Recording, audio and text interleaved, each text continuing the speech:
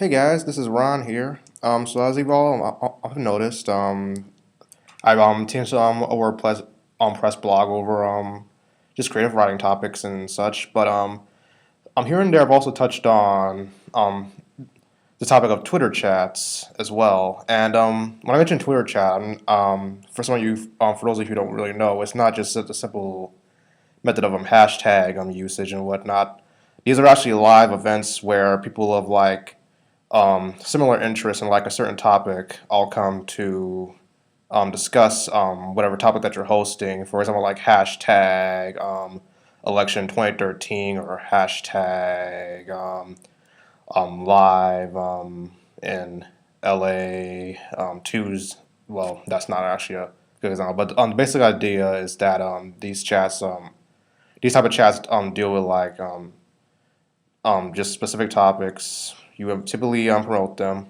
Um, and so basically just going through some basic things that you may already know about Twitter chats, just the whole idea of knowing when it takes place, what hashtag is being used, what time will the chat be hosted, what day of the week will it be hosted for that matter, and for how long will the chat last. There's also typically in these chats question and answers session Q&As.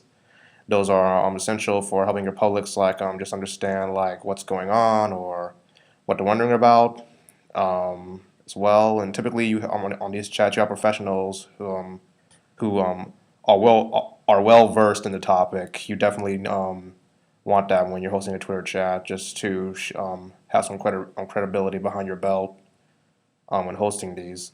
Social Media Examiner posted a blog not too long ago, just saying basically that for Twitter chats, three main points to keep in mind is that again, there's a lot of interaction, but also to prepare yourself for a Twitter chat that you might host one day, you would follow or interact on chats relevant to your industry or relative or relevant to your subject. So, for example, say you want to like host a chat on products at a superstore that you work for, or maybe a business that you work for. You would see how other businesses in that same industry host their chats, promote their works. The key really onto the strategy of Twitter chats is just examining how other businesses of your field tend to certain topics, and then from there you just dive into, well, okay, how can I improve my own skills, try these same methods myself and see how they work. That's one thing to keep in mind with Twitter chats. Also, the hashtag that, in fact, let's talk about the hashtag actually, because that is, I feel is very important. While you want it to be unique, you also want to be short and to the point as possible. So, for example, a hashtag that's too long, for one thing, takes away from Twitter's character limit, which is around 140 characters or less. So keeping that in mind as well. For example, like a hashtag that's simple, maybe at least like 5 characters at best, if possible.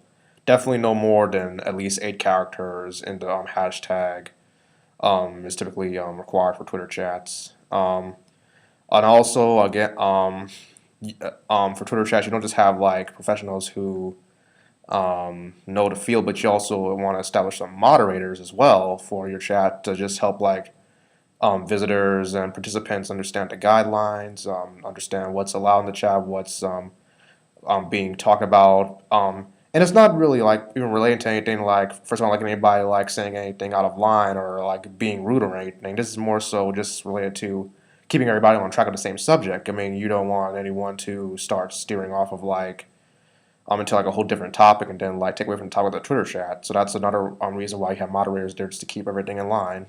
Um, it's not. Another thing to keep in mind about Twitter chats is that it's not necessarily what you care about. Like for example, like if you're interested in, for example, like me, if you're interested in creative writing, and you make a Twitter chat just like about like talking about like your novel, that's okay, but that's not exactly as efficient as say, for example, making a Twitter chat dedicated to like what genre of a story that you're working in. At which point you would invite not only yourself but many people for that matter to participate.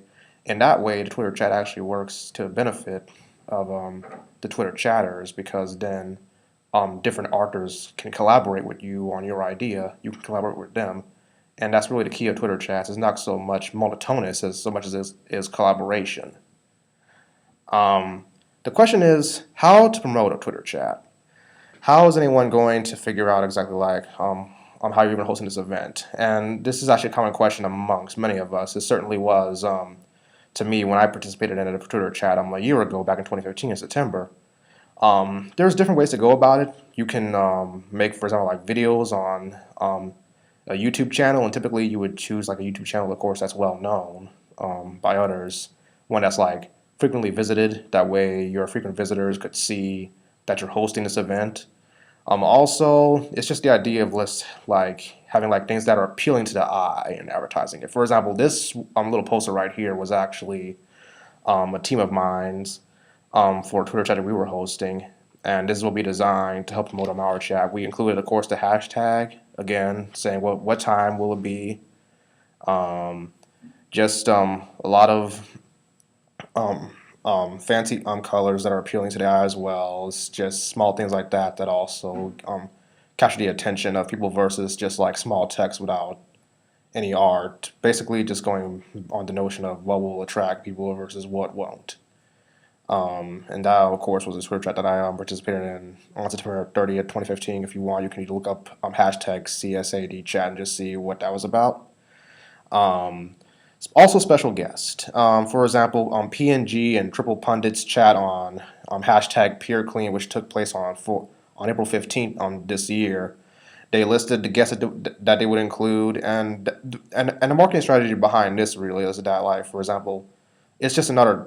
It just goes back into the topic of establishing credibility for your chat. Again, like who's gonna be there? Are there any like popular names out there, or any popular people, any popular brands that will probably be participating in this chat? It's really all a marketing strategy. For example, if you don't have like special guests in like your field included in the chat, it really just helps to promote it. Really, there's a lot definitely a lot of things to keep in mind when hosting Twitter chats. It like definitely includes special guests, include um, very well known people if possible. Um, Probably tree at best. For example, like what PNG and Triple Pundit did is possibly best. Like I wouldn't say like include like maybe like for example like too many featured guests because you definitely want enough. You don't really want the chat to be like overwhelmed with like too many people to keep up with. It could ultimately make like for a slow server if you have like too many people there or so. But in the process, don't have it like too little as well. Um, Even if you have like even just like one special guest, that too would be beneficial. And also, it also depends on how long Twitter chat will last as well. For example, if you're having like an hour long chat, maybe have like one special guest or maybe like two special guests. If you're having like a much longer chat, that's like lasting like 3 hours, some special guests might have to be away from the computer for a bit. In which case, you would have other special guests to fill in for them. It's really just about smart thinking. And also, a Twitter chat is not just a special event; it's also a business. And so let's look into the business benefits of Twitter chats as well before we get ahead of ourselves. The Huffington Post, for example, posted an article just listing like just the top business chats to follow.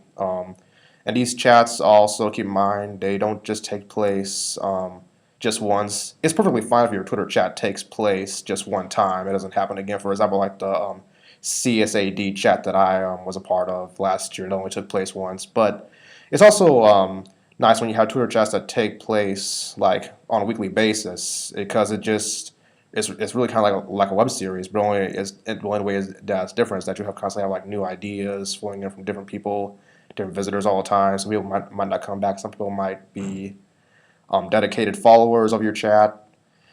But definitely look into these different chats that Huffington Post sites. PSAMA chat.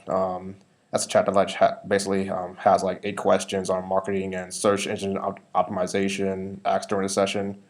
Participants are novices, resident experts, and industry practitioners. It takes place on Wednesdays at 4 p.m. Eastern Standard Time. This is actually, in my opinion, a really good one for LinkedIn users. I myself am quite new to the LinkedIn platform, And so this chat's for people like you and I on LinkedIn, for example, or just like anybody out there on LinkedIn who just needs help on knowing not exactly like how to use the site. I mean, you can find that on like any tutorial video, but what you can't find out everywhere is how to use the site to your professional advantage. Like not many people who go on LinkedIn um, know much about like how to promote themselves to potential employers, and so that's what this chat would be especially useful for. In fact, let's take a look at like for example, the LinkedIn chat that like previously took place. And as you can see, it was last on April 12th. Notice there's a lot of likes, a lot of retweets, just a lot of notoriety going on here. And again, you're probably seeing some A1s, for example, like A1, A3. Those are just answers to questions. And again, also answers don't have to just be professionals that you have on your chat who are hosting it. Answers can also be the audience themselves. Maybe like some visitor, for example, like knows the answer to a question some other person has asked. It's again just goes back into this topic of collaboration. It's not too monotonous. Everybody's helping one another. It's not just host helping visitor. It's visitor helping host as well. In fact, your visitors of Twitter chats might even help you learn things that you didn't even learn. It's definitely a very nice way to collaborate and share ideas, not just for the purpose of trying something new, but for the purpose of businesses as well, and for professional needs. And of course, there's more suggested chats as well. Again, this is the article that I found like a lot of these business chats listed on. So I mean, again, you have content chat, and also if you notice, these are like in different categories. You have these chats in the category of marketing and social media. If you're interested in that category, you have these chats interested in business development. But you definitely aren't bound to stay into just only one category. You could just like interchangeably participate in any of these chats at any time. They're hosted on a regular basis. Content chat is another one. CM World is another one. This is Huffington Post's article on 10 Twitter chats for entrepreneurs. If you want to check that out. And final tip is to if especially if you're starting off new. I mean, I personally would do this as well. Use more than one hashtag in addition to the original hashtag you come up with. So, for example, basically, let's say that, for example, you want your Twitter chats handle to be hashtag new chat 16, and of course, this isn't exactly what you would call it, but this is just, for example, it's short. For instance, it's not too long. But you wouldn't just include that hashtag. Maybe people on Twitter have frequently talk about, for example, finances. So you would have the hashtag finance. Maybe you'll be talking a lot about Forbes. In that case, you'll have the hashtag Forbes as well. And you won't have to use these two hashtags in addition to future chats. But for the sake of a first-time promotion, this is just another way of like getting Twitter users to see that, hey, I'm part of finance. This chat is part of finance. This chat is part of I'm talking about Forbes. Let's get in on this. And so these are my sources for information. Again, if you guys want to visit these sites, you're more than welcome to. Huffington Post, TriplePundit.com. Basically, on any of these platforms. This is also my Twitter handle, Ron Singh Tamwar, if you want to follow me there as well. And that's pretty much it for Twitter chats. If you have any questions, feel free to comment on my video or visit my blog. And I thank you for your time.